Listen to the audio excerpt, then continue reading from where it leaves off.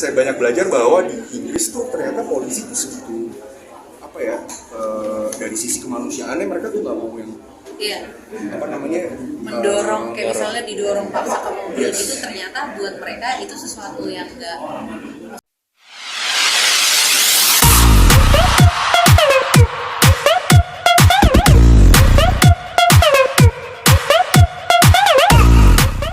Tiga bawain dulu ya. Ada. Sejujurnya nggak dari awal banget sih kita tahu akan bikin filmnya Belanda. Tapi aku tahu maksudnya dari awal film tuh banyak orang yang menunggu-nunggu serial dari NKCTHI berikutnya, atau mungkin banyak banget yang pengen tahu tentang dari cerita Aurora dong atau Mas Angkasa dong gitu. Makanya pas akhirnya syuting setelah 3 tahun ada jatuhnya ya. Iya. Kita kan 2019 ya, 3 tahun akhirnya ketemu lagi tuh. Ya seneng lah gitu, kayak kita udah tahu satu sama lain, kita udah tahu Aurora, Sheila, udah tahu Mas Angkasa, Kario, dan ditambah teman-teman lainnya yang melengkapi cerita anak kedua nih dari siblings kita gitu. Jadi happy sih, ditambah syutingnya di London, jadi makin happy banget.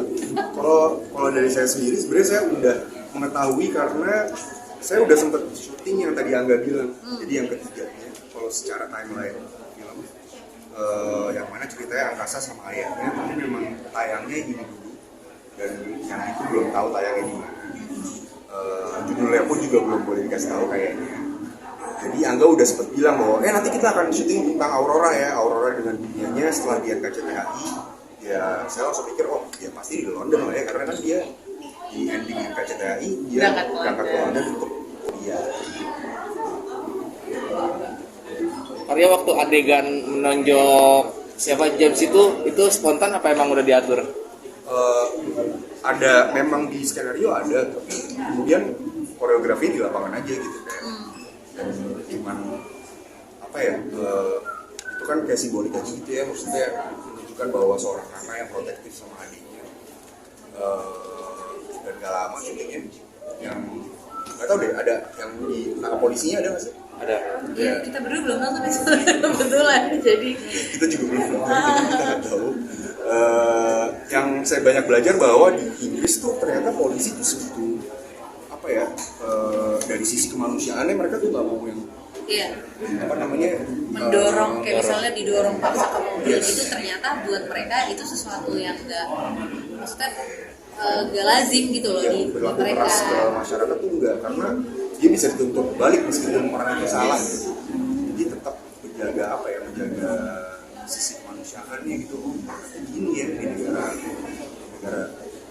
Inggris gitu kan, bisa jadi baru pertama soalnya ke London. Meskipun negara yang sangat kapitalis sekali ya.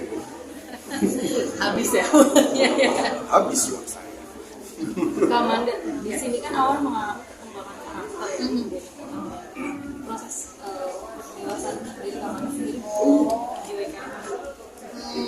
Iya sebenarnya lebih coba lihat balik lagi sih, kilas balik lagi ke apa yang Awan udah laluin. Sebenarnya kan di universe nanti kita cerita hari ini kan udah ada beberapa project atau produk ya, misalnya kayak dari film NKCTHI sendiri, kemudian ada web seriesnya gitu. Jadi secara timeline ada beberapa yang udah dilalui sama si Awan nih gitu, dan ya udah akhirnya aku berpikir kalau di film pertama dia masih ngikut aja arahan orang tua, kakaknya yang jemput dan sebagainya ya, dan dengan selang berapa tahun ya mungkin anggap aja Aurora kuliah 2 tahun gitu misalnya. Selama 2 tahun itu kan masing-masing dari kita pasti juga udah ngalamin banyak hal juga.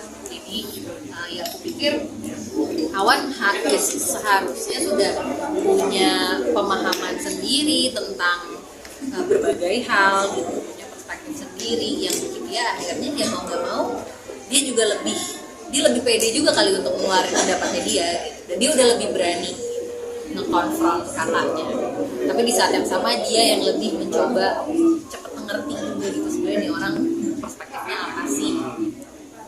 kalau dari karakter kalian masing-masing apa sih yang pelajarin dari dibawa ke kehidupan nyata?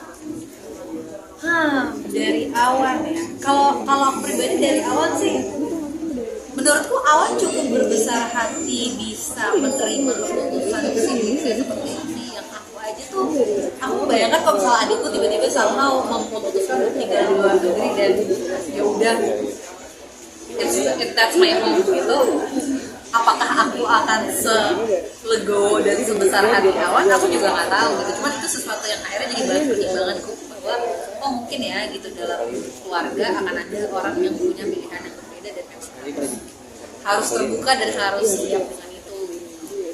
Mungkin kalau dari saya yang banyak dapat pelajaran adalah ketika orang punya pendiriannya sendiri dengan apa yang mereka mau, ya bukan berarti kita harus tahu juga apa yang mereka mau. Terkadang mereka nggak mau share sama orang-orang dan kadang ya udah ya kita kasih ruang aja untuk mereka.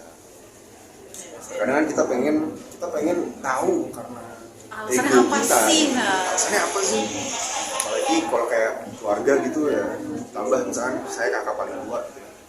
Saya pengen adik saya kayak gini, tapi kan itu yang maunya saya bukan maunya dia gitu kan. Jadi bisa melihat apa ya, saya bisa lebih melihat oh kayaknya mulai sekarang gue harus lihat dulu deh dia maunya apa instead of melihat diri gue yang maunya apa.